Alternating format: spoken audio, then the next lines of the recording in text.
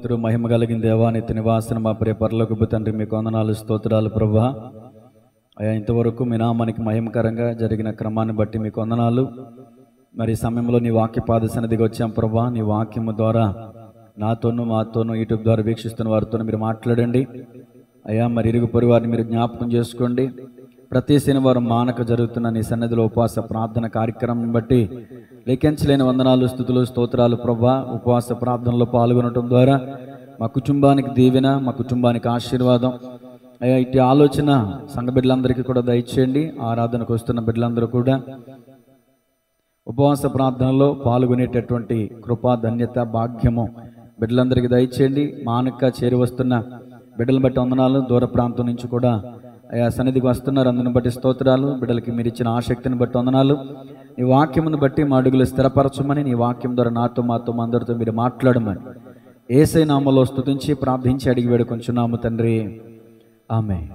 మరికి వందనాలండి, మరికి వందనాలు. God bless you all.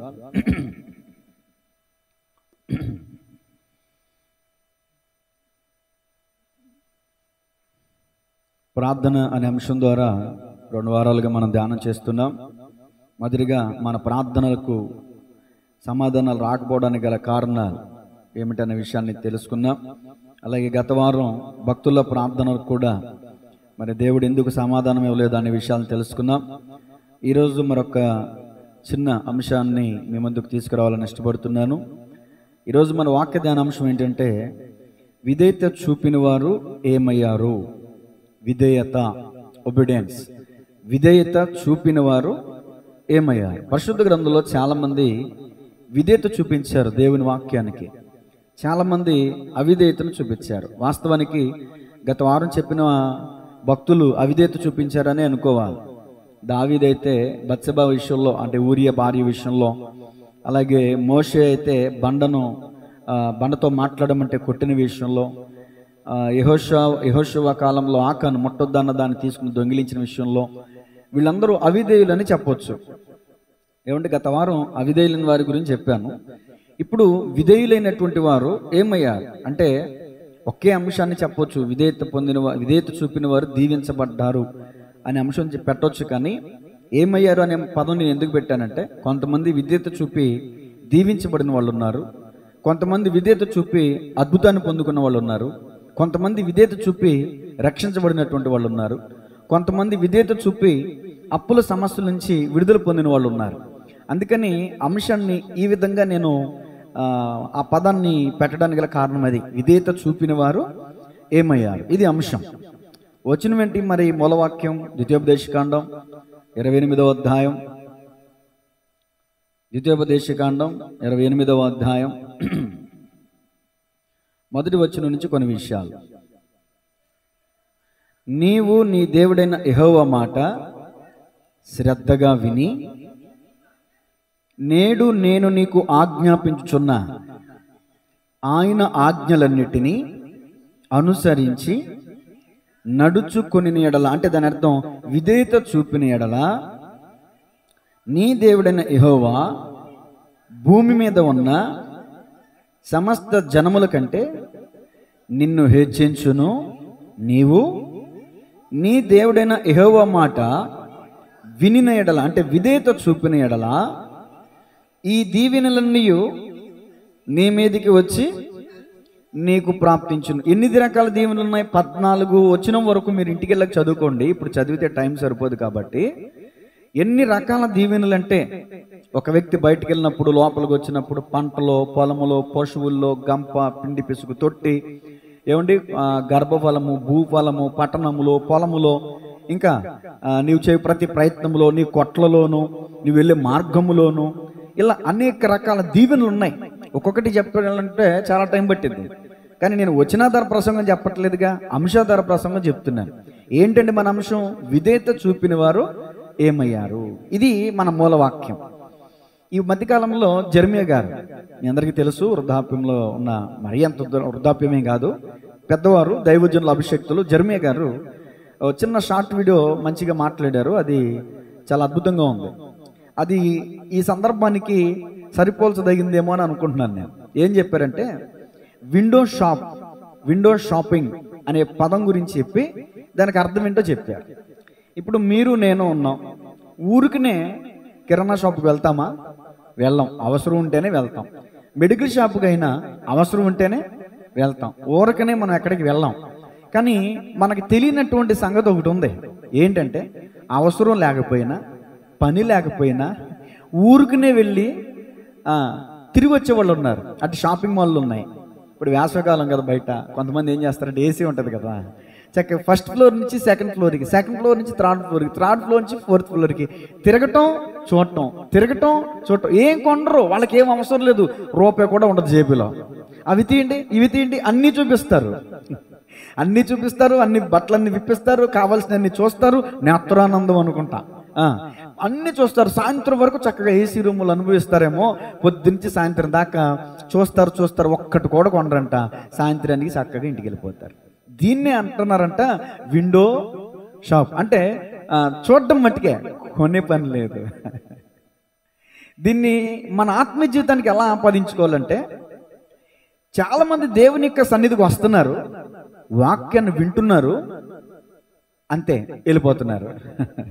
ఒక చెవితో వింటున్నారు, రెండో చెవితో వదిలేస్తున్నారు. హృదయం దాకా తీసుకుంటున్నా, షాపింగ్ అంతా చూసి ఏమి తీసుకుని వాళ్ళ చేతితో వెళ్తలేదు, ఉత్తి చేతులతో వెళ్ళిపోతున్నారు.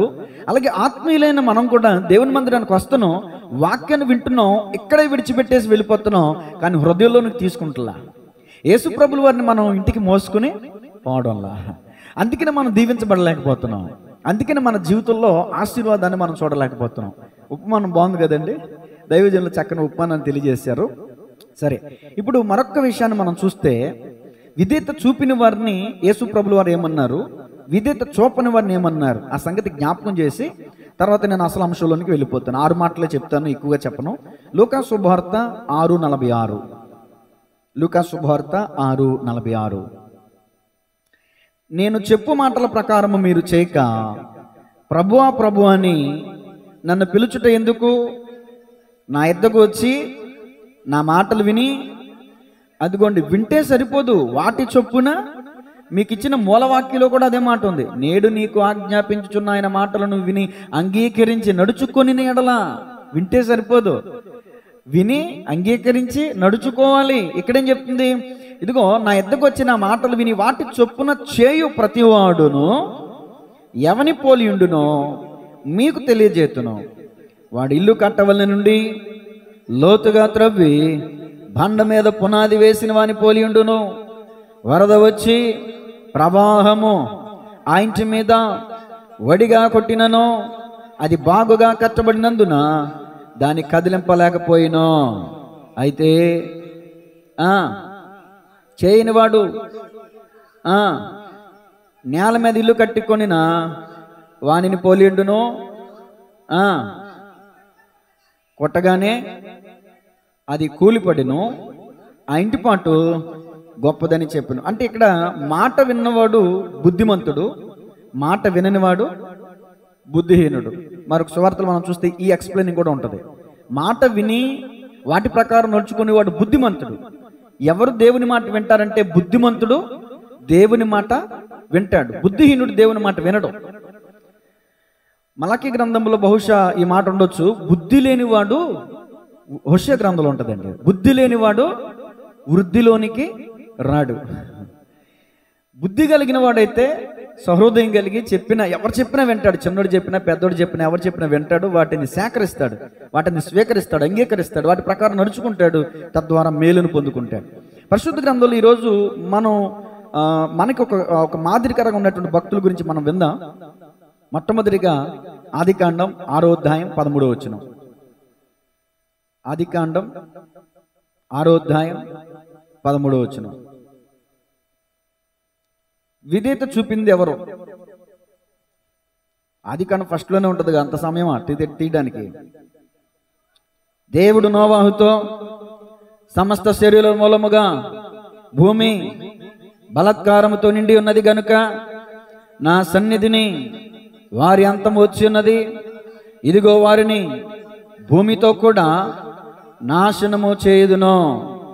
చితిసారకపు మ్రానుతో నీ కొరకు వాడును చేసుకొనుము. చాలండి, ఇది దేవదేవుడు నోవాహుతో చెప్పిన మాట.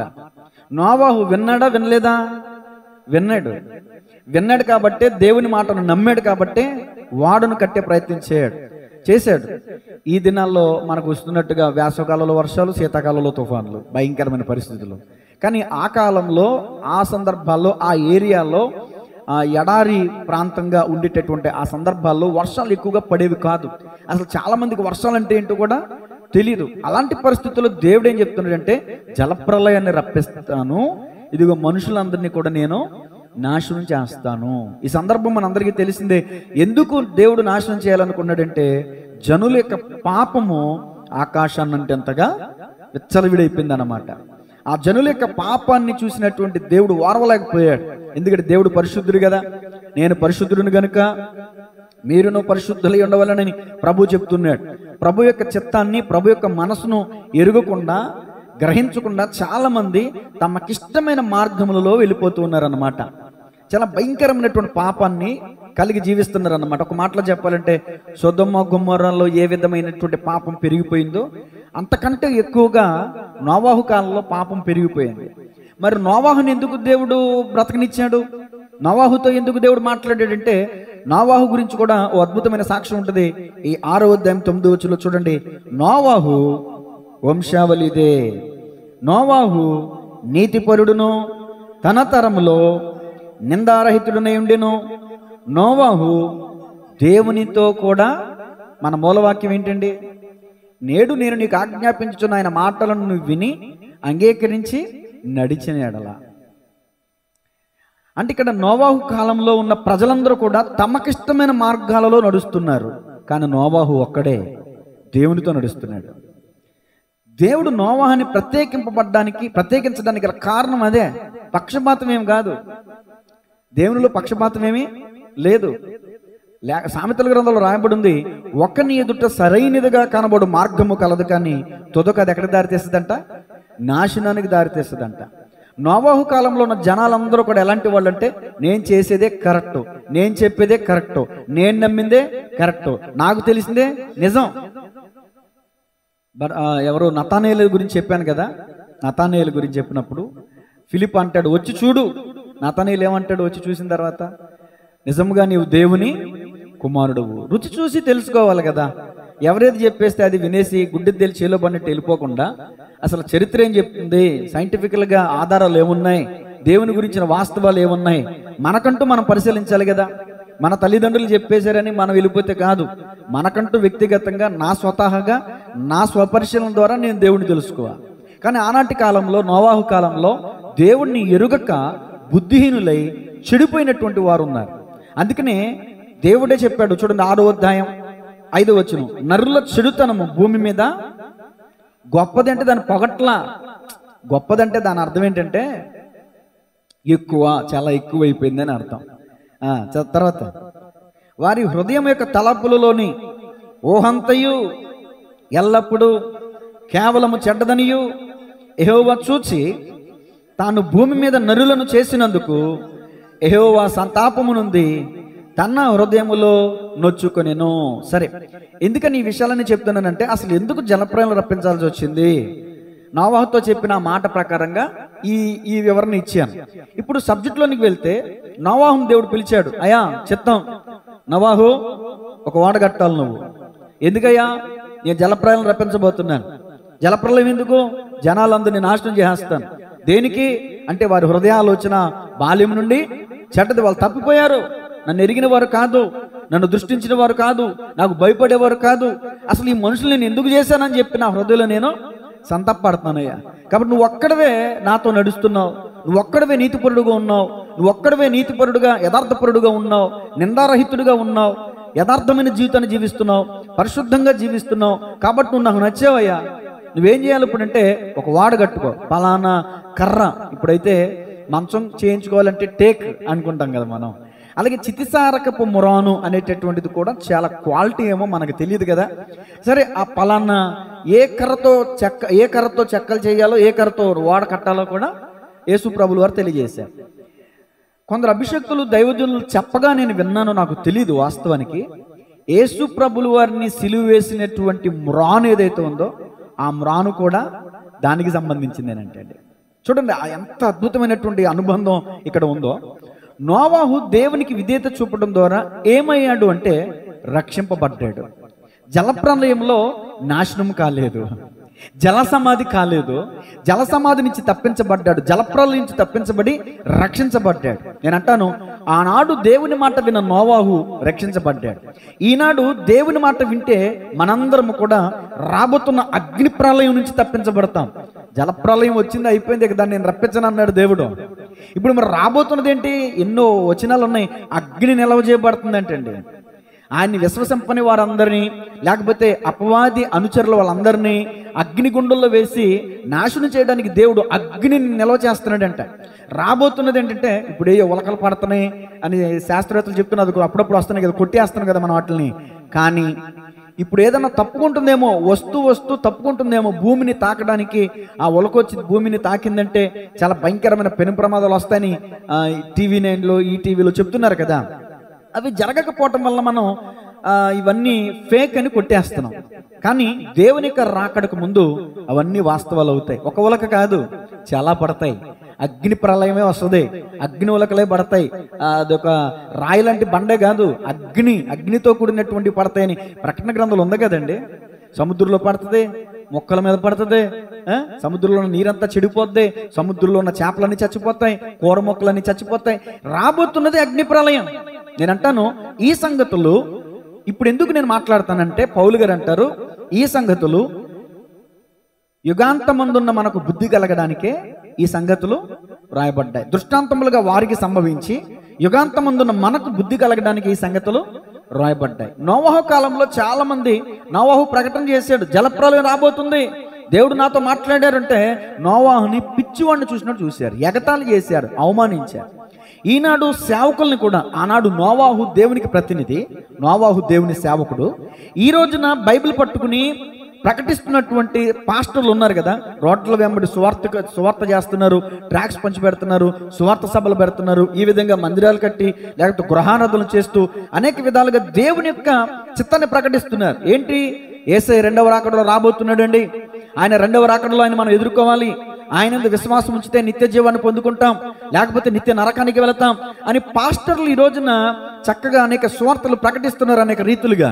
కానీ ఈ రోజున పాస్టర్లు లోకానికి ఎలా కనిపిస్తున్నారంటే వెర్రిగానే కనిపిస్తున్నారు. దీనిని గురించి పౌలు గారు కూడా ఒక మాట ఏమన్నారంటే, క్రీస్తును గూర్చిన వార్త నశించుచున్న వారికి వెరితనము గాని రక్షింపబడుతున్న మనకు దేవుని శక్తి. నేనంటాను, నోవాహు కాలంలో దేవుని మాట విని నమ్మి వాడకట్టిన నోవాహు కుటుంబం మాత్రమే తప్పించబడ్డారు, జలప్రలయం నుంచి రక్షించబడ్డారు. నోవాహు వాడ నేటి క్రీస్తు సంఘానికి సాదృశ్యం. నోవాహు వాడలోనికి ఎవరైతే వెళ్ళారో, ఏ పక్షులైతే వెళ్ళాయో, ఏ జంతువులైతే వెళ్ళాయో అవి మాత్రమే బతికాయి, మిగిలినవన్నీ కూడా జల సమాధి అయిపోయాయి. నేనంటాను, నేటి దినమున క్రీస్తు అనే వాడలోనికి, అంటే క్రీస్తు అనే వాడ అంటే సంఘంలోనికి వచ్చిన వారు దేవుని యందు విశ్వాసం ఉంచిన వారు. దేవుని యందు విశ్వాసం ఉంచడం ద్వారా మనం రక్షించబడతాం. నా యందు విశ్వాసం ఉంచిన వాడు నిత్య జీవము గలవాడు, చనిపోయినను బ్రతుకును అని వాక్యం చెప్తుంది. కాబట్టి నోవాహు దేవునికి విధేయత చూపించాడు కాబట్టి తన కుటుంబాన్ని రక్షించుకోగలిగాడు. ఈ రోజున ఆ మాట ద్వారా మనం కూడా మన జీవితానికి ఆపాదించుకోవాలి. ఏంటంటే, ఒకవేళ నోవాహు కాలంలో ఉన్న ప్రజల మాదిరి మనం ఉన్నామేమో, మన నడవడికని సరి చేసుకుందాం. నోవాహు వల్లే దేవునితో నడుద్దాం, లోకంతో కాదు. ఈ లోక స్నేహం దేవునితో వైరమని మీకు తెలీదా? మరొక మాట, దుష్ట సాంగత్యం మంచి నడవడని చెరుపును కదా. కాబట్టి ఈ రోజున మనం ఎవరి సహవాసం పడుతున్నాం, ఎవరితో మాట్లాడుతున్నాం, ఎవరితో మనం కలిసి నడుస్తున్నాం? దేవుని యొక్క వాక్యం చెప్తుంది, ఆయనతో మనం అన్యోన్య సహవాస గలవారమే ఉండాలంట. మొదటి యోహాను పత్రికలో యోహాన్ గారు రాశారు ఈ మాట. ఈ లోక స్నేహం కాదు మనం కోరుకోవలసింది, నిజదేవుడైనటువంటి యేసుక్రీస్తు ప్రభుల యొక్క స్నేహాన్ని మనం కోరుకుంటే, ఆయనతో మనం నడిస్తే ఎక్కడ మనం పాపం అనే గుంటలో పడిపోం. నేనంటాను, ఆయన సహాయం లేకుండా, దేవుని సహాయం లేకుండా మనం పాపాన్ని జయించలేం. యథార్థంగా చెప్తున్నాను ఈ మాట, యథార్థంగా చెప్తున్నాను. నేను పరిశుద్ధుణ్ణి అని అనుకుంటే మనం తప్పు చెప్పినట్టే, మనం అబద్ధం ఆడుతున్నట్టే. నేను ఏ పాపం చేయలేదు అంటే మనం అబద్ధం ఆడుతున్నట్టే. ఎందుకంటే జన్మతః కర్మతః పాపులు మన బైబిలే సెలవిస్తుంది కదండి. నేను ఏ పాపం చేయలేదని మరి ఎలా చెప్పగలం? మనం పాపులం, ఆయన పరిశుద్ధుడు.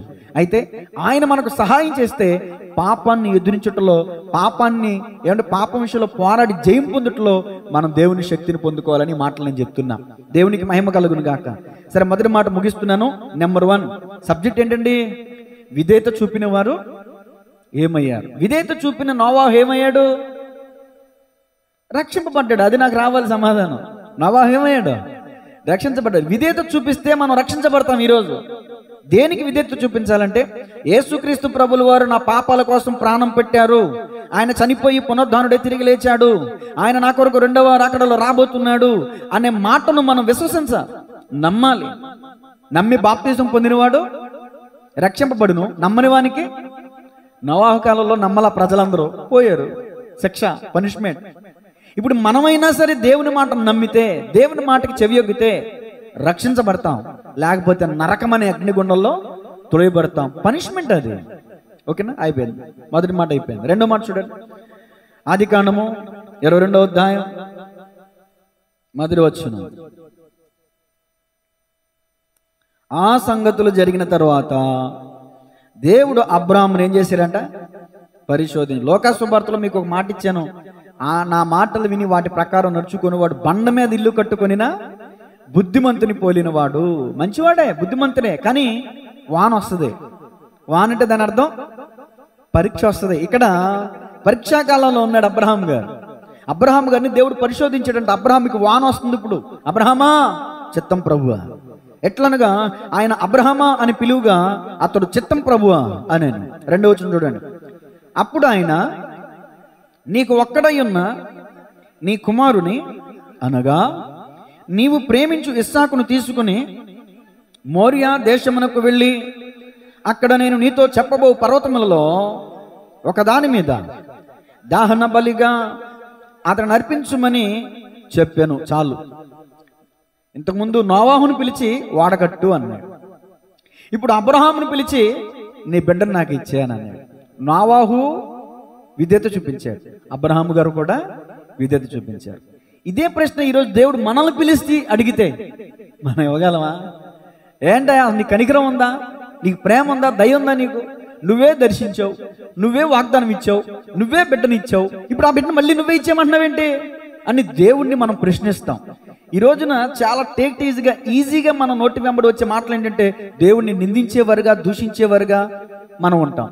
కానీ అబ్రహాము గారు ఎక్కడ కూడా దేవుణ్ణి అవమానించడం కానీ, దేవుణ్ణి ప్రశ్నించడం కానీ, ఇలా చేయడం ఏంటయ్యా అని అడగటం కానీ అక్కడ చేయలా. వెంటనే లోబడ్డాడు, విధేయత చూపించాడు. చూడండి 10వ వచనం చూడండి. అప్పుడు అబ్రహాము తన కుమారుని వధించుటకు ఆల్మోస్ట్ కత్తి ఎత్తేసాడు, తల తెగనరగబోతున్నాడు. అప్పుడు అబ్రహాము తన కుమారుని వధించుటకు తన చేయి చాపి కత్తి పట్టుకొనగా యెహోవా దూత పరలోకము నుండి అబ్రహామా అబ్రహామా అని అతను పిలిచాను. అందుకు అతడు చిత్తం ప్రభువా అనెను. అప్పుడు ఆయన, ఆ చిన్నవాని మీద చేయి వేయకము, అతని ఏమీ చేయకము, నీకు ఒక్కడైన నీ కుమారుని నాకియ్య వెనుదీయలేదు గనుక నీవు దేవునికి భయపడువాడు అని ఇందువలన నాకు కనబడుచున్నదనెను. సరే, ఈ తర్వాత మాట అంతా మనకు తెలుసు. ఇప్పుడు అబ్రహాము ఆశీర్వదింపబడడానికి గల కారణం ఇదే. దేవుడు వాగ్దానం ఇచ్చాడని కాదు, ఆ వాగ్దానం మన జీవితంలో నెరవేర్చబడాలంటే మనం కూడా విధేయత చూపించాలి. జనవరి 1వ తారీఖు తీసిన కార్డే కావచ్చు, లేదా స్పిరిచువల్గా మనం ప్రార్థన చేసుకుని ఆత్మవేశంతో ఉండి దేవుడు మనతో స్వరం ద్వారా, దర్శనం ద్వారా, కళ ద్వారా ఇచ్చిన వాగ్దానమే కావచ్చు. అది నెరవేరాలంటే అబ్రహాము విధేయత చూపించినట్టుగా మనం విధేయత చూపిస్తేనే ఆ వాగ్దాన ఫలాన్ని పొందుకుంటాం. విధేయత చూపకపోతే దేవునికి, దేవుడిచ్చిన వాగ్దానం అయినప్పటికీ కూడా అది మనం పొందుకోలేం. దీంట్లో అస్సలు సందేహమే లేదు. నిస్సందేహంగా చెప్తున్నటువంటి మాట. చాలా మంది వాగ్దానాన్ని పొందుకున్నారు. ఏమని? ఐగుప్తులో నుంచి విడుదల పొందిన వారు కనానులో ప్రవేశిస్తారని. ఐగుప్తులో నుంచి రిలీజ్ అయిన వాళ్ళందరూ కనానులో అడుగు పెట్టారా? రాలిపోయారు, పిట్టలు రాలిపోయినట్టు. ఎందుకని? అవిధేయులండి. మోషేతో ఎదురాడి పోరాడారండి. మేము పరిశుద్ధులమే, దేవుడు మమ్మల్ని ఏర్పరచుకోలేదా, మేము రాము అని మోషేకి తిరుగుబాటు చేశారండి. అవిధేయులందరూ కూడా నశించిపోయారండి, అరణ్యంలో రాలిపోయారండి, ఆగిపోయారండి. విధేయులైన వారే యెహోషువ కాలేబులు మాత్రమే. ఇక పుట్టిన వారి సంతతి వారందరూ 6 లక్షల కాలం అన్నమాట. ఈ 6 లక్షల కాలబలం కానాన్లో అడుగుపెట్టిన వాళ్ళందరూ ఐగుప్తులో ఉన్నవాళ్ళు కాదు. ఐగుప్తుల నుంచి విడుదల పొందిన వాళ్ళందరూ అరణ్యంలోనే రాలిపోయారు. మరి 6 లక్షల కాలబలం ఏంటి? విడుదల పొందిన తర్వాత ఈ 40 సంవత్సరాలలో వీళ్ళకి పుట్టిన వాళ్ళు వీళ్ళు అడుగు పెట్టారు. వాస్తవానికి ఐగుప్తు నుంచి రిలీజ్ అయిన వారిలో ఇద్దరే ఉన్నారు, యెహోషువ, కాలేబు. యెహోషువ, కాలేబు గురించి నేను చాలాసార్లు చెప్పానండి. వాళ్ళు దేవునికి విధేయత చూపించారు, నిండు మనసుతో దేవుణ్ణి అనుసరించాడండి కాలేబు. అదేవిధంగా అబ్రహాము గారు జీవితంలో మనం చూస్తే, అబ్రహాము గారికి దేవుని వాగ్దానం నెరవేర్చబడింది. అబ్రహాము గారు ఆశీర్వదించబడ్డారు. ఎలా అంటే, సముద్రపు ఇసుక రేణువుల వలె, ఆకాశ నక్షత్రముల వలె నీ సంతానం ఉండునని దేవుడు ఏదైతే చెప్పాడో అది యాస్టీజ్గా అబ్రహాము జీవితంలో జరిగింది. జరగడానికి గల కారణం ఏంటంటే అబ్రహాము యొక్క విధేయత. మరి దేవుడు మిమ్మల్ని ఆశీర్వదిస్తానన్నారు, నన్ను ఆశీర్వదిస్తానన్నారు. ఈ మాటలు వింటున్న మీలో ఎవరైనా ఆశీర్వాదం పొందకపోతే నేను చెప్తున్న మాట, తప్పు దేవునిలో లేదు, కారణం దేవునిలో లేదు, విధేయత చూపని మనలోనే ఉంది. ఏ విషయంలో మనం అవిధేయులు అవుతున్నామో, ఏ విషయంలో మనం దేవునికి ఇచ్చే విషయంలో, తన ఏకైక కుమారుణ్ణే దేవునికి ఇచ్చేయడానికి వెనుదీయలేదంట. తన సర్వస్వం ఇక తన కుమారుడు. ఈ రోజున ఆఫ్టర్ ఆల్ కొన్ని సందర్భాల్లో మనం ఆలోచన చేస్తే దేవునికి ఇచ్చే విషయాల్లో కూడా మనం వినిదేస్తూ ఉంటామండి. అననే సప్పిర ఉన్నారు, పొలం అమ్మారు, అది వాళ్ళ సొమ్మే కాదని ఎవరన్నారు? వాళ్ళు ఇస్తున్నారు, మనం ఇవ్వకపోతే బాగోదు, అలా ఇమ్మన్నారు. ఎవరన్నా ఇస్తే హార్ట్ఫుల్గా ఇవ్వాలా? వచ్చారు వీళ్ళిద్దరూ ఓకమ్ముడిగా మాట్లాడుకుని వచ్చారు. భర్తను అడుగుతున్నాడు పేతురు, అననీయ ఎంతకి అమ్మేవా? ఎంతకి అమ్మాయినా. అక్కడ ఎవరితో అబద్ధం చెప్తున్నాడు? అక్కడ ఉన్నది భౌతికంగా పేతురే, కానీ పేతురులో ఉన్నది ఎవరు? పరిశుద్ధాత్ముడు. పరిశుద్ధాత్మునికి అతను అబద్ధం చెప్పాడు. వెంటనే అక్కడికక్కడ పడి ప్రాణాలు విడిచాడు. మరి దేవునికి ఇచ్చి కూడా ప్రాణాలు కోల్పోయారు ఏంటండి? అబద్ధం. వాస్తవానికి వాళ్ళు ఇచ్చిన దానికి దేవుడు గొప్ప దీవెన ఇస్తాడు వాళ్ళకి. ఆ దీవెన స్వతంత్రించుకోకుండా శాపం ఎందుకు కొని తెచ్చుకున్నారంటే వాళ్ళు అబద్ధం ఆడారు. అబద్ధం ఆడొద్దు అన్న దేవునికి ఆజ్ఞను అతిక్రమించారు, అవిధేయత చూపించారు. ఈ రోజున ఒకవేళ మనం ఇచ్చేవారమే కావచ్చు, కానీ ఏదో ఒక విషయంలో మనం అవిధేయత చూపిస్తే ఖచ్చితంగా అవిధేయత శాపాన్ని తీసుకొస్తుందండి. కయ్యనుకి శాపం తీసుకురాలా, బిలాముకి శాపం తీసుకురాలా? ఖడ్గంతో పొడవబడి చంపబడ్డాడంట బిలాము. బిలాము చేసిన తప్పేంటి? బిలామా, నువ్వు నోరెత్తి ఇజ్రాయేలుని దీవించాలి తప్ప, ఆశీర్వచనం ఉండాలి తప్ప, నీ నోట శాపవచనం ఉండకూడదు అని దేవుడు చెప్తే నోరెత్తిన ప్రతిసారి శపించడానికి నోరెత్తాడంట. ద్వితీయోపదేశకాండంలో ఉంటుంది ఆ మాట. ఇదిగో దేవుడు ఇజ్రాయేలును ప్రేమించిన గనక బిలాము పలికినటువంటి ఆ శాపవచనాన్ని కొట్టివేసి దేవుడు ఆశీర్వచనంగా మార్చేసాడని ద్వితీయోపదేశకాండంలో ఉంటుంది ఆ మాట. ఈరోజు నేనైనా సరే సంఘబిడ్డల పట్ల నేను దీవెన వాక్యం మాట్లాడాలి, కానీ శాపవచనం నేను మాట్లాడడానికి వీల్లేదు. దేవునికి ఇష్టం లేని పని అది. పేతురు భక్తుడు రాశాడు, మీరు ఆశీర్వాదమునకు వారసులు అవడానికే పిలవబడ్డారు, శపించబడ్డానికి కాదు. మరి ఎందుకు దేవుని మందిరానికి వచ్చి కూడా మీరు ఆశీర్వాదం పొందుకోలేకపోతున్నారు? అబ్రహాము వంటి విధేయత మనకు లేదు కాబట్టి.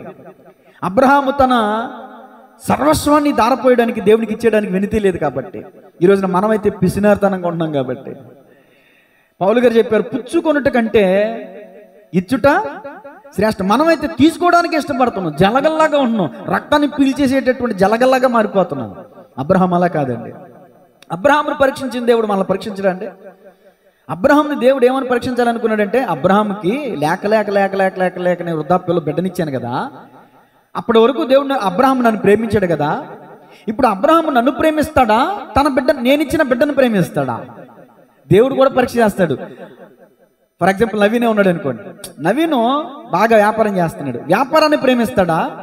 ఆ వ్యాపారాన్ని చేయడానికి తెలివితేటలు నేనే ఇచ్చాను కదా, ఆ జీవనోపాధి నేనే ఇచ్చాను కదా, ఆ వ్యాపారం ఇచ్చిన నన్ను ప్రేమిస్తాడా?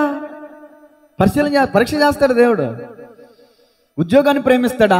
ఉద్యోగం ఇచ్చిన నన్ను ప్రేమిస్తాడా?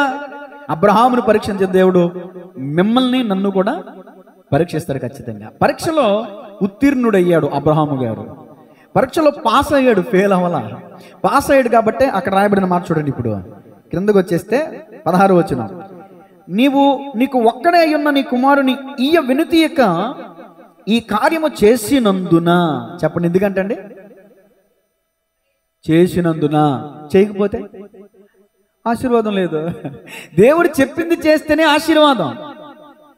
నీ మాట చొప్పున చేసే ప్రతివానికి అద్భుతాలు చేసినవయ్యా యేసయ్యా, అద్భుతాలు చేసినవయ్యా. నీ మాట చొప్పున చేసే ప్రతివానికి అద్భుతాలు చేసినవయ్యా యేసయ్యా, అద్భుతాలు. హల్లెలూయా. 17వ వచనం స్పష్టంగా చదువుతున్నాను, మీరు అర్థం చేసుకోండి. నీకు ఒక్కడై ఉన్న నీ కుమారుని వెనుతీయక ఈ కార్యము చేసినందున, ఇప్పుడు 17 చదువుతున్నాను, నేను నిన్ను ఆశీర్వదించి ఆకాశ నక్షత్రముల వలెను సముద్ర తీరమందల ఇసుక వలెను నీ సంతానమును నిత్యముగా విస్తరింపజేసేదను. నీ సంతతి వారు తమ శత్రువుల గవిని స్వాధీనపరుచుకొందురు. మరియు నీవు నా మాట వినినందున, నోట్ దిస్ పాయింట్ ఎవరా అన్నారు.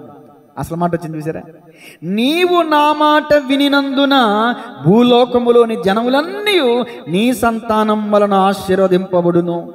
నా తోడని ప్రమాణము చేసి ఉన్నానని యెహోవా సెలవిచ్చాను. అసలు ఒక మాట చాలండి ప్రసంగానికి. మంచి బేస్మెంట్ ఇచ్చింది మాట. నీవు నేను చెప్పిన మాట చేసావు కాబట్టి, నేను చెప్పింది చేసినందున, నీ బిడ్డని నాకు ఇవ్వడానికి నితి లేదు కాబట్టి నిన్ను ఆశీర్వదిస్తున్నా. ఊరికనే ఆశీర్వాదం రాదు. అదిగో ఆ స్థలానికి వెళ్తేనంట ఆశీర్వాదం ఉందంట, ఆ స్థలానికి వెళ్తేనంట అద్భుతాలు ఉన్నాయంట, ఆ స్థలానికి వెళ్తే దెయ్యాలు వదిలిపోతున్నాయంట. స్థలంలో లేదు గొప్ప, నువ్వు విధేయత చూపడంలో ఉంటుంది గొప్ప. విధేయత చూపించిన వాళ్ళు దెయ్యాల నుంచి వెళ్ళగొట్టబడ్డారు. గుడ్డి వాళ్ళు చూశారు, మోగవాళ్ళు మాట్లాడారు, చెవిటి వారు విన్నారు, కుంటివారు నడిచారు. ఏమంటే అనేకమైన అద్భుతాలు చూడగలిగారు. దేవుడు చెప్పింది చేస్తే.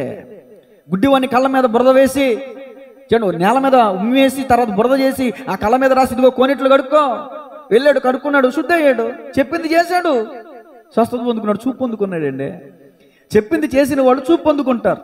ఇదిగో మీ యాజకునికి మీ దేహాన్ని కనబరుచుకోండి, వెళ్ళండి అంటే 10 మంది కుష్ఠరోగులు వెళ్తూ మార్గంలోనే స్వస్థత పొందారు. ఆయన మాటలో ఉంది స్వస్థత, ఆయన మాటలో ఉంది అద్భుతం, ఆయన మాటలో ఉంది ఘనమైన కార్యాలు జరగటం అంటే ఆయన మాట ద్వారానే జరుగుతాయి. అంతేగాని ఆ స్థలానికి వెళితేనో, ఆ పాస్టర్ దగ్గరికి వెళ్తేనో, కొండెక్కితేనో, తలనీలాలు ఇస్తేనో కాదండి జరిగే అద్భుతాలు జరగవండి. దేవుడు చెప్పింది చేస్తే అద్భుతం జరుగుద్ది. వాక్యాన్ని పరిశీలన చేస్తే, వాక్యానుభవం ఉంటే ఎవరు అలాంటి పొరపాట్లు చేయరు. ఈరోజున దేవునికి వ్యతిరేకంగా, వాక్యానికి వ్యతిరేకంగా అన్యులు కూడా ఈ రోజున ప్రశ్నిస్తున్నారు తిరిగి. ఏంటి మీరు చేసే భక్తి? ఈ మాత్రం దానికి మీరు మతం మారతం ఎందుకు? ఈ మధ్యకాలంలో వీడియో చూసారో చూడలేదో మీరు, సిలువులకి తైలాభిషేకం చేస్తున్నారు, భయంకరంగా అక్కడ దీపాలు వెలిగిస్తున్నారు. ఏంటంటే క్రైస్తవ దీపోత్సవం అంట. ఇప్పుడు కార్తీక మాసం అంటే అది మన హైందవ సహోదరులకు సంబంధించింది. పోనీ మన క్రైస్తవులు అయితే మనం ఏం చేయాలి? క్యాండిల్ వెలిగించు, ఒకటి వెలిగించు. ఇప్పుడు మన హైందవ సహోదరులు చేస్తున్నటువంటి భక్తి క్రైస్తవుల్లోకి తీసుకొస్తే మరి కాపీ పేస్ట్ చేసినట్టే కదా. మరి తిట్టమంటే తిట్టరా? ఏమండి, తెల్లబట్టలు వేసుకొని 40 రోజులు చేయ భక్తి అని బైబిల్లో ఉందా? లేదు. అది మన హైందవ సహోదరుల భక్తి, అది వాళ్ళ విశ్వాసం. ఇప్పుడు వాళ్ళు ఏమంటున్నారంటే, ఆ మాత్రం దానికి మీరు మారటం ఎందుకు? మీరు చేసేదాన్ని మేము చేసినగా మీరు చేస్తున్నారు. మేము మాలేసుకుంటే మీరు మాలేసుకుంటున్నారు, మేము దీపాలు వెలిగెత్తున్నా మీరు వెలిగెత్తున్నారు. ఇక మేము చేసేది మీరు చేస్తున్నారు. దీని మాత్రానికి మతం మాత్రం ఎందుకు? అసలు మతం అని ఎవరన్నారు? సరే తెలియక ఆ మాట అన్నారు అనుకోవచ్చు. వాళ్ళు తిట్టడానికి తప్పేం లేదు, ఊరికనే తిట్టరు. మనం చేసే పనులు బట్టే. ఏంటంటే క్రైస్తవ దీపోత్సవం ఏంటిది నాకు అర్థం కాదు.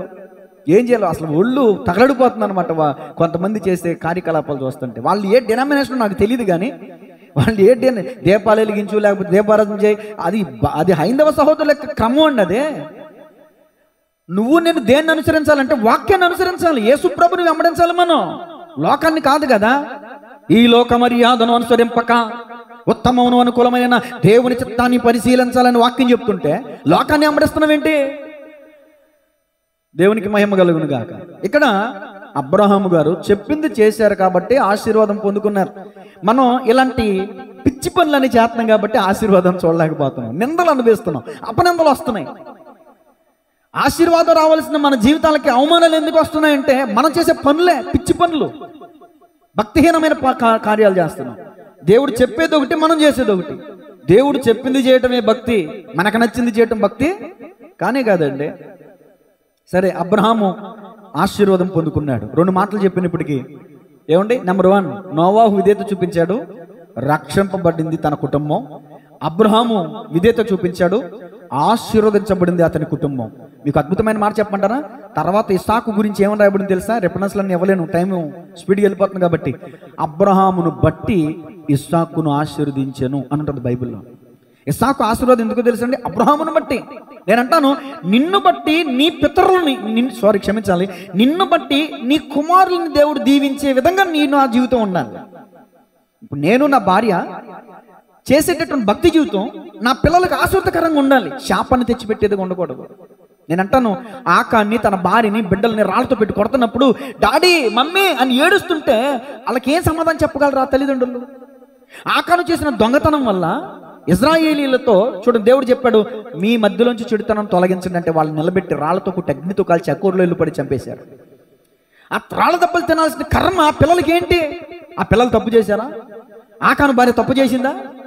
ఆకాను ఒక్కడు చేసాడు తప్పు, తన కుటుంబం మీద శాపం తీసుకొచ్చాడు. నేనంటాను, అబ్రహాము విధేయత తన కుటుంబానికి, తన తరతరాలకి, పిల్లలకి ఏం తీసుకొచ్చింది? ఆశీర్వాదం.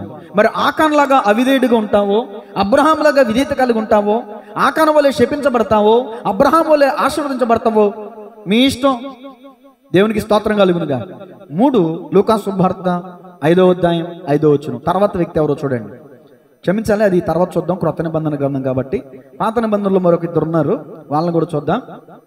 మొదటి రాజుల గ్రంథం 17:13. మొదటి రాజుల గ్రంథం 17:13. మొదటి రాజుల గ్రంథం 17:13. అప్పుడు ఆమెతో ఇట్లా, నేను భయపడద్దు, పోయి నీవు చెప్పినట్లు చేయము, అయితే అందులో నాకు ఒక చిన్న అప్పం మొదట చేసి నా ఇద్దరికి తీసుకుని రమ్ము, తరువాత నీకును నీ బిడ్డకును అప్పములో చేసుకున్నాము. ఇక్కడ దేవుడు కాదు కానీ దైవజనుడు మాట్లాడుతున్నాడు. సారేపత్తురాలికి ఆజ్ఞాపించింది దేవుడే మొదట. ఇది ఎక్కడ ఉంటుందంటే 8వ వచనం చూడండి. అంతటా యెహోవా వాక్కు అతనికి ప్రత్యక్షమై ఇలాగు సెలవిచ్చింది, నీవు సిదోను పట్టణ సంబంధమైన సారెపతోను ఊరికి పోయి అచ్చట ఉండుము, నిన్ను పోషించుటకు అచ్చటనున్న ఒక విధవరాలికి నేను ఇది కూడా గమనించాలి. ఇక్కడ దైవజనుడి మాటే కాదు, అసలు దైవజనుడు అక్కడ ఆ ఊరికి వెళ్ళమంది దేవుడే, ఆ ఇంటికి వెళ్ళమన్నది దేవుడే. ఇప్పుడు దేవుడు సెలవిచ్చాడు, ఇప్పుడు దైవజనుడు మాట్లాడుతున్నాడు. దేవుని సెలవుకి ఆమె ఒప్పందం చేసుకుంది, ఓకే. దైవజనుడు చెప్పినప్పుడు కూడా వెంటనే అప్పం వేసి వెంటనే దైవజనుడికి ఇచ్చింది, చెప్పింది చేసింది. ఎందుకు ఇవ్వాలి? నేను నాకున్నదే కొంచెం పిండి కొంచెం నూనె, ఏదో కరువులో ఉన్నాం, భయంకరమైన సమస్యల్లో ఉన్నాం, ఏదో చిన్న అప్పం వేసుకుని నేను నా బిడ్డ తిని చచ్చిపోదాం అనుకున్నాం, ఆకలితో ఉన్నాం, కరువులో ఉన్నాం మేము. అలాంటి సమయంలో వచ్చి మొదట అప్పు నాకు ఇవ్వంటావేంటి? మనల్ని అడిగితే ఏం చెప్తామండి? ఎడపెడ వాయించేమో, దాసేసుకోము, అసలు ఆ పిండిని నూనెని తీసుకెళ్ళిపోయి అవి ఏమీ లేవు అని ఉత్తి చేతులు చూపించము. పొద్దున్న ఎవరైనా అమ్మా అంటే చేయి ఖాళీ లేదు పైకి వెళ్ళు అని అనము. కానీ సారేపతి విధవరాలు ఆ తల్లి ఆ మాట అనకూడదు. ఆ తల్లి సారేపతి తల్లి ఏం చేసింది అంటే, ఆయన చెప్పింది, ఆ దైవజనుడు చెప్పినట్టుగా ఆమె చేసింది. కాబట్టి 3.5 సంవత్సరాలు ఆ పిండి అయిపోలేదు, ఆ నూనె తరిగిపోలేదు. చూడండి, ఇశ్రాయేలుల దేవుడైన యెహోవా 15వ వచనం సెలవిచ్చున్నాడు నేను. అంతటా ఆమె వెళ్ళి ఏలియా చెప్పిన మాట చొప్పున చేయగా అతడును ఆమెయు ఆమె ఇంటి వారును అనేక దినములు భోజనము చేచు వచ్చిరి. అనేక దినములు. తర్వాత మాట, యెహోవా ఏలియా ద్వారా సెలవిచ్చిన ప్రకారము తొట్టిలో ఉన్న పిండి తక్కువ కాలేదు, బుడ్డిలో ఉన్న నూనె కొంచెమే ఉందంటండి. ఎక్కడి నుంచి వస్తుందో తెలుతులా, ఆ వేస్తుంది వస్తుంది, వేస్తుంది వస్తుంది, వేస్తుంది. అదే దీవెనంటే, అదే ఆశీర్వాదం అంటే. నేను అంటాను, ఈ రోజున ఆహార సంబంధమైన ఆర్థికపరమైన, ఆర్థికం అనే తర్వాత చెప్తాను, ఇది ఆహారం. ఈ రోజున తినటానికి తిండి లేదేమో మనకి. మన వాక్యం చెప్తుందండి, ఆయన ఆహారమును పానమును ఆశీర్వదించిన వాక్యం చెప్తుంది. దేవుని యొక్క వాక్యంలో రాయబడినట్లుగా మనం పరిశీలన చేస్తే, ఆయన ఏ విధంగా ఆ సారెపతుల కుటుంబాన్ని పోషించాడో ఈరోజు మన కుటుంబాన్ని కూడా పోషించగల సమర్థుడు. ఎప్పుడు? చెప్పింది చేసినప్పుడు ఆ ఏలియా దైవజనుడు చెప్పినట్టుగా ఆ సారిపతి తల్లి చేసింది కాబట్టి ఆ కుటుంబంలో కరువు కొట్టివేయబడింది. నోట్ చేసుకోండి, ఏం కొట్టివేయబడింది? కరువు కొట్టివేయబడింది, పోషించబడింది. మూడవ మాట, దేవుని మాటకి లేదా దైవజనుని మాటకి విధేయత చూపిన సారిపత్తు విధవరాలి కుటుంబం పోషించబడింది. ఏమయ్యారు అని హెడ్డింగ్ అందుకని పెట్టాను నేను టైటిల్. విధేయత చూపిన వారు ఏమయ్యారు? నోవాహు రక్షించబడ్డాడు, అబ్రహాం ఆశీర్వాదం పొందుకున్నాడు. మరి సారిపత్తు విధవరాలు పోషించబడింది. మూడో మాట అయిపోయింది. నాలుగో మాట చూడండి, రాజులు 2వ గ్రంథం 4వ అధ్యాయం మొదటి వచనం నుంచి కొన్ని విషయాలు. రాజులు 2వ గ్రంథం 4వ అధ్యాయం. అంతటా ప్రవక్తల శిష్యులలో ఒకని భార్య, నీ దాసుడైన నా పెనిమిటి చనిపోయిను, అతడు యెహోవా యందు భక్తి గలవాడై ఉండేనని నీకు తెలిసే ఉన్నది. ఇప్పుడు అప్పులవాడు నా 2 కుమారులు తనకు దాసులుగా ఉండుటకై వారిని పట్టుకొని పోవుటకు వచ్చి ఉన్నాడని ఎలీషాకు మొరపెట్టగా, ఎలీషా, నా వల్ల నీకేమి కావలేను? చెప్పమ్మా. అందుకామె, అయ్యా నీ దాసురాలు నా ఇంట్లో ఏమీ లేవు, అన్నీ అయిపోయినాయి అయ్యా, అన్నీ ఇచ్చేసాను, ఇక నూనె కుండ ఒక్కటే ఉందయ్యా, అదిగో అది తప్ప మరేమియో. ఏమో అవి కూడా ఇచ్చేసిందేమో, తాకట్లు పెట్టేసి పాపం అప్పులు కట్టేసిందేమో. అతడు, నీవు బయటికి పోయి నీ ఇరుగు పొరుగు వారందరి యొద్ద దొరకగలిగిన వట్టి పాత్రలన్నిటినీ ఎరువు పుచ్చుకొనుము. అప్పుడు నీవు నీ ఇంట్లోనికి వచ్చి నీవును నీ కుమారులను తలుపు మూసి ఆ పాత్రలన్నిటిలో నూనె పోసి ఉంచుమని ఆమెతో సెలవీయగా. చూడండి 7వ వచనం, ఆమె దైవజనుడైన అతని యొద్దకు వచ్చి చెప్పిందంతా చేసింది. అప్పుడు సంగతి అంతా తెలియజెప్తుంది. అతడు, నీవు పోయి ఆ నూనె నమ్మి నీ అప్పు తీర్చి మిగిలిన దానితో నీవును నీ పిల్లలను బ్రతుకుడని ఆమెతో చెప్పాను. ఈ స్త్రీల ప్రసంగాల్లోనండి ఈ ప్రవక్త శిష్యుని భార్య అని ఉంటుంది, అక్కడ వివరించాను మొత్తం లోతుగా, మళ్ళీ చెప్పక్కర్లేదు కాబట్టి నేను చెప్పట్లేదు. తలుపు మూసి అంటే దానికి ప్రార్థనకి సాదృశ్యం, నూనెకి అంటే పరిశుద్ధాత్మకి సాదృశ్యం. ఏమండి, ఇవన్నీ చాలా ప్రాముఖ్యమైన విషయాలు అక్కడ ఆ వీడియోలో చెప్పాను. ఇప్పుడు మనం నేర్చుకోవాల్సింది ఏంటంటే, ఎలీషా చెప్పినట్టుగా ప్రవక్త శిష్యుని భార్య, ఈ ప్రవక్త దగ్గరికి వెళ్ళింది కదా, ఆ తల్లి ఎలీషా చెప్పినట్టుగా చేసింది. ఇరుగు పొరుగు వారి దగ్గరికి వెళ్ళి కొండలు తీసుకుంది. ఆ కొండలన్నీ ఇంటికి తీసుకొచ్చింది. ఉన్నటువంటి ఆ కొండలో ఉన్న నూనెని ఆ పాత్రలో పోస్తే ఆ పాత్రలన్నీ నింపబడ్డాయి. ఇక ఇరుగు పొరుగు వారి దగ్గర కొండలన్నీ అయిపోయినాయి అంట. ఇక ఆ నూనె కూడా నిలిచిపోయిందంట. దైవజనుడా, నీవు చెప్పింది నేను చేశాను, ఆ పాత్రలన్నీ కూడా ఇప్పుడు నింపబడ్డాయి, నిండుగా ఉన్నాయి. నిన్నగాక మొన్న ఆ తప్పేమీ లేదండి, ఇప్పుడు నిండిపోయిందయ్యా. ఇదిగో అమ్మ, ఆ నూనె అమ్మి ఇప్పుడు బంగారంతో సమానం అనుకుంటా. ఇప్పుడైతే బంగారం, ఇప్పుడు ఆపదలు మనకు అడ్డుపడేది ఏంటండి? బంగారం. అప్పుడు ఆపదలు అడ్డుపడింది ఏంటండి? నూనె. జ్ఞానము గలవారి ఇంట చమురు ఉన్నది కదండి, బైబిల్లో ఉంది. చమురు అంటే దానికి చాలా ఖరీదైంది అనమాట. అత్తరు కూడా ఖరీదైందండి. అది నిల్వ పెరిగే కొద్దీ కాస్ట్ పెరుగుద్ది అంట. ఇప్పుడు బంగారం కూడా అంతే కదా, సమయం పెరిగే కొద్దీ రేటు కూడా పెరుగుతుంది.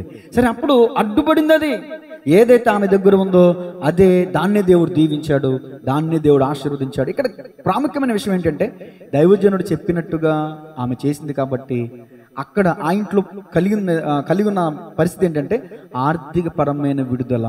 రాసుకోండి, సారెపతి విధవరాల ఇంట్లో పోషణ, మరి ప్రవక్త శిష్యుని భార్య ఇంట్లో ఆర్థిక పరమైన విడుదల. ఈరోజు చాలా మంది అప్పులతో బాధపడే వాళ్ళు ఉన్నారు. సోమవారపోడు, మంగళవారపోడు, బుధవారపోడు, ప్రతి వారపోడు ఏమండి ఉండమ్మ, బొట్టు పెడతా, స్పందన, డ్వాక్రా, అవి ఇవి ఎన్నో. కాబట్టి నేను అంటాను, ఏ విధమైన ఆర్థికపరమైన ఇబ్బందులతో మీరు ఇబ్బంది పడుతున్నారు నాకు తెలీదు. మీ యొద్ద ఏమీ ఉండటానికి వీల్లేదు, ఏమీ లేకుండా ఉండటానికి వీల్లేదు. ఏదో ఒకటి ఉండాలి. కలిగిన వానికంట ఇవ్వబడద్దంట, లేని వాని యొద్ద నుంచి ఉన్నది కూడా తీసివేయబడద్దంట. అర్థమైంది మాట? లేని వాని యొద్ద నుంచి ఉన్నది కూడా పోద్దంట. లేనివాని యొద్ద ఏం లేదు, ప్రార్థన లేదు, ఏం లేదు, ఉపవాసం లేదు, ఏం లేదు, భక్తి జీవితం లేదు. ఆమె దగ్గర భక్తి జీవితం ఉంది. 5 తలాంతులు 10 తలాంతులు చేశాడు, 2 4 చేశాడు, కానీ 1 తీసుకున్నవాడి దగ్గర ఏం లాభమేమి లేదు. అందుకనే ఉన్నది కూడా తీసివేయబడింది, ఉన్నది కూడా ఊడిపోయింది. అరే, ఈ ఊడి కూడా తీసేసుకుంటారా, అలాగిచ్చే ఇది తీసుకెళ్ళి బెల్లంలో వేసి. అది పరిస్థితి. నీ దగ్గర నా దగ్గర ఏదో ఒకటి ఉండాలి. ఈ రోజున వాక్యం చెప్తుంది, భక్తి గలవారమని చెప్పుకొనుచు శక్తిని ఆశ్రయించని వారై ఉన్నారు. చాలా మంది మేము భక్తి చేస్తున్నాం అనుకుంటున్నారు. ఏంటా భక్తి? గుడ్డి భక్తి. ఓ భక్తుడు అన్నాడు, గురి లేని భక్తి గుడ్డి భక్తి అని. ఈరోజు మనం ఏం భక్తి చేస్తాం? దేవుడు చెప్పింది చేయటమే భక్తి. భక్తి చేసినటువంటి ఆ శిష్యుని భార్య ఆర్థిక పరమైన విడుదల నుంచి విడుదల పొందుకుంది, ఆశీర్వాదం పొందుకుంది. 5వ మాట రాసుకోండి, లూకా సువార్త 5:5. ఇప్పుడు న్యూ టెస్టమెంట్లోకి వచ్చే మరొక ఇద్దరు ఉన్నారు. అంటే ఇప్పుడు చెప్పే మాట కాకుండా ఇంకొకరే ఉన్నారు. ఒక 5-10 నిమిషాల్లో ముగించేస్తాను. లూకా సువార్త 5:5 చదవండి అమ్మా. సీమోను, ఏలినవాడా, రాత్రి అంతయు మేం ప్రయాసపడితే కానీ మాకేమీ దొరకలేదు. అయినను అదిగో నీ మాట చొప్పున వలలు వేతునని ఆయనతో చెప్పాను. వారు అలాగూ చేసి విస్తారమైన చేపలు బట్టి, అందుచేత వారి వలలు పిగిలిపోవచ్చుండగా. చాలు. అంతకుముందు వాళ్ళు ప్రయత్నించినప్పుడు ఒక్క చేప కూడా, అసలు చేపలు పట్టట్లో ఆరితేరిపోయిన వాళ్ళండి, గజ్జెత్తగాళ్ళండి వీళ్ళు. ఒక్క చేప కూడా పట్టలేదంట. కానీ యేసు ప్రభులు వారు చెప్పారంట, అయ్యా కొంచెం ధోని లోతుగా నడిపించింది అక్కడే వాళ్ళ. అయ్యా రాత్రంతా ప్రయాసపడ్డాం కానీ ఒక్క చేప కూడా పట్టలేదయ్యా. కానీ ఎందుకో నువ్వు చెప్తున్నావు కాబట్టి నీ మాట త్రోసేయకూడదు కాబట్టి నీ మాట చొప్పున వల వేస్తా. వల జీవనోపాధికి సాదృశ్యం అండి. వల ఈ రోజున వ్యాపారానికి సాదృశ్యం అండి. అది వ్యాపారం కావచ్చు, ఉద్యోగం కావచ్చు, కిరాణా షాప్ కావచ్చు, చేతి పని కావచ్చు, ఇంకొకటి కావచ్చు. నీ చేతి పనిలో డెవలప్మెంట్ లేదు, అపజయం ఎదురవుతుంది. కారణం ఏంటి? దేవుడు చెప్పినట్టుగా నువ్వు చేయట్లా. దేవుడు చెప్పినట్టుగా మనం వ్యాపారం చేస్తే, దేవుడు చెప్పినట్టుగా మన ఉద్యోగంలో ముందుకెళ్తే, దేవుడు చెప్పినట్టుగా మన కష్టార్జితలో నమ్మకంగా ఉంటే, ఇదిగో నీ కష్టార్జితాన్ని నేను యెహోవా భయభక్తులు కలిగి ఆయన త్రోవలందు నడుచువారందరూ ధన్యులు. నిత్యముగా నీ చేతుల కష్టార్జితం. అంతేగాని నీ త్రోవలో నువ్వు నడిస్తే నీ కష్టార్జితం ఆయన త్రోవలో నడవాలి. నీ ఇష్టానుసారంగా నా ఇష్టానుసారంగా నడిస్తే అది చెల్లదు. దేవుడు చూడడు, దేవుడు అభివృద్ధి ఇవ్వడు, దేవుడు ఆశీర్వాదం ఇవ్వడు. ఆయన చిత్తం చొప్పున ఆయన మార్గాల్లో మనం వెళ్తే ఖచ్చితంగా మనం ఆశీర్వాదాన్ని చూడగలుగుతాం. నీ మాట చొప్పున వల వేతునని చెప్పగా ఈ ఒక్క మాట హైలైట్ అండి. యేసయ్య చెప్పిన మాట చొప్పున వల వేశాడు, విస్తారం చూశాడు, సమృద్ధిని చూశాడు. పడవ మన జీవితానికి సాదృశ్యం, ధోని మన కుటుంబానికి సాదృశ్యం. ధోని అనబడిన మన కుటుంబం చేపలతో ధోని నిండినట్టు సమృద్ధితో మన కుటుంబం ఉండాలంటే, నిరుపేద స్థితిలో నీవు నేను ఉండకుండా ఉండాలంటే, ఎక్కడ లేని నష్ట కష్టాలు, అప్పుల సమస్యలు, ఇబ్బందులు, కడగండ్లు మనం అనుభవించకుండా ఉండాలంటే, మన ధోని చేపలతో నింపబడాలంటే, మన జీవితం సమృద్ధితో నింపబడాలి. సమృద్ధిని మనం చూడాలంటే యేసయ్య చెప్పినట్టుగా మనం నడుచుకుంటేనే సాధ్యమవుద్ది తప్ప నా ఇష్టానుసారంగా నేను వెళ్తాను, నా ఇష్టానుసారంగా నేను నడుస్తానంటే దేవుడు సరే నీ ఇష్టం అంటాడంతే. ఆఖరి మాట యోహాను సువార్త. ఇక్కడ ఏం రాసుకోవాలి? యేసయ్య చెప్పిన మాట చొప్పున చేసిన పేతురు దీవెన పొందుకున్నాడు. రాసుకోండి, దీవెన పొందుకున్నాడు. నోవాహు రక్షణ, అబ్రహాము ఆశీర్వాదం, సారెపతి విధవరాలు పోషణ, శిష్యుని భార్య ఆర్థిక విడుదల, పేతురు దీవెన. ఆఖరి మాట చూడండి, యోహాను సువార్త 2వ అధ్యాయం 2-4 వచ్చిన ముగిస్తాం. యోహాను సువార్త 2వ అధ్యాయం. యేసు తల్లి అక్కడ ఉండేది, ఆయన శిష్యులను ద్రాక్షారసం అయిపోయినప్పుడు యేసు తల్లి వారికి ద్రాక్షారసం లేదని ఆయనతో చెప్పగా యేసు ఆమెతో అన్నాడు, అమ్మా నాతో నీకేం పని, నా సమయం ఇంకనూ రాలేదా నేను. ఆయన తల్లి పరిచారకులను చూచి, అదిగో ఆయన మీతో చెప్పినది ఇది నోట్ చేసుకోండి, ఆయన మీతో చెప్పింది చేయండి, ఆయన మీతో చెప్పింది చేయండి. మరియ తల్లి చెప్పింది చేశారా అంటే గమనించాలి, మరియ తల్లి చెప్పింది కూడా చేశారు. ఒక మాటలో చెప్పాలంటే మరియ తల్లి కూడా ఏం చెప్పింది? ఆయన చెప్పింది చేయండి అందా, నేను చెప్పింది చేయండి అందా? ఇప్పుడు మనం మరియ తల్లిని వెంబడించాలా, యేసుప్రభుల వారిని వెంబడించాలా? యేసుప్రభుల వారిని మనం వెంబడించాలి. మరియ తల్లే చెప్తుంది, అయ్యా ఆయన చెప్పింది చేయండి. ఆయన చెప్పింది అక్కడ ఉన్నటువంటి పరిచారకులు చేయగా ఏం జరిగింది? నీళ్లు ద్రాక్షారసంగా మార్చబడ్డాయి. రంగు లేని నీళ్ళకి రంగు వచ్చింది, రుచి లేని నీళ్ళకి రుచి వచ్చింది, వాసన లేని నీళ్ళకి వాసన వచ్చింది. అసలు నీళ్లు ద్రాక్షారసంగా మార్చబడ్డం ఏంటండి? అద్భుతం కదా అది. ఈరోజు నాకు పాట కూడా వచ్చింది కదా, అద్భుతం చేయమయ్యా నా జీవితంలో నిన్నేనే నమ్ముకున్నానేసయ్యా. నమ్ముకుంటే సరిపోదు, నమ్ముకుంటే సరిపోదు. ఆయన చెప్పింది చేస్తే ఇక్కడ అద్భుతం ఎక్కడ జరిగింది, ఎప్పుడు జరిగింది? ఆయన మాట చొప్పున చేసినప్పుడు వాళ్ళు అద్భుతాన్ని చూడగలిగారు. ఆఖరి మాట, ఆయన చెప్పింది చేసి అద్భుతాన్ని చూడగలిగిన కానా పెండ్లి వివాహ సమయంలో ఉన్న వాళ్ళందరూ చూశారు అద్భుతాన్ని, పరిచారకులు. రాసుకోండి. ఇప్పుడు ఆఖరిసారిగా చెప్పినవన్నీ ఒకసారి టచ్ చేసుకుంటూ వెళ్ళి ముగిస్తాను. ఇప్పుడు నేను అడుగుతాను, మీరు అందరూ సమాధానం చెప్పండి. చాలా శ్రద్ధగా విన్నారు కదా. మన అంశం ఏంటండి ఈరోజు? విధేయత చూపిన వారు ఏమయ్యారు. నెంబర్ 1, నోవాహు విధేయత చూపించాడు కదా, తద్వారా తనకు కలిగిన ప్రయోజనం ఏంటి? రక్షణ. అతని ఇంటికి రక్షణ వచ్చింది. ఇదిగో ఇతను అబ్రహాము కుమారుడే. ఎవరతను? జక్కయ్య. ఇతడును నేడు ఇతని ఇంటికి ఏమొచ్చింది? రక్షణ. ఎందుకో డిసెంబర్ 1 తారీఖున జక్కయ్య గురించి చెప్పాలని ప్రేరేపణ వచ్చింది. చాలాసార్లు చెప్పాం, కానీ ఎందుకు దేవుడికి కొత్త ఆలోచన ఇస్తున్నారు, అప్పుడు మాట్లాడతాను. ఇతనింటికి రక్షణ ఎలా వచ్చింది? ధర్మశాస్త్రం చొప్పున ఒక్కరి దగ్గర అన్యాయంగా తీసుకున్న వాళ్ళకి 4 గంటలు చెల్లించాలి. దానికి ఇష్టపడ్డాడు జక్కయ్య, అందుకని వచ్చింది రక్షణ. అది సరే. తర్వాత నెక్స్ట్ మాట, అబ్రహాము విధేయత చూపించాడు, ఏం పొందుకున్నాడు? ఆశీర్వాదం. మరి సారెపత విధవరాలు విధేయత చూపించింది, ఏం పొందుకుంది? పోషించబడింది. తర్వాత ప్రవక్త శిష్యుని భార్య విధేయత చూపించింది కదా, మరి ఏం చూడగలిగింది? ఆమె ఏం పొందుకుంది? ఆర్థిక పరమైన విడుదల పొందుకుంది. సమృద్ధి సారెపతి తల్లి దగ్గర సమృద్ధి పోషణ అని చెప్పాను. ఇక్కడ ఆర్థిక పరమైన విడుదల. పేతురు యేసయ్య చెప్పింది చేశాడు, ఏం పొందుకున్నాడు? దీవెని పొందుకున్నాడు. ఆఖరిగా పరిచారకులు యేసయ్య చెప్పింది చేశారు, ఏం చూశారు? అద్భుతాన్ని చూడగలిగారు. తలలు వంచని ప్రార్థన చేసుకుందాం. ఇంతవరకు చెప్పబడిన ఈ నా దేవుని మాటలు మనందరి హృదయాలు నీరు కట్టి ఫలించునుగాక. ఆమేన్. ప్రార్థన చేద్దాం. గత వారం ప్రార్థించినట్లుగా దేవుని కృప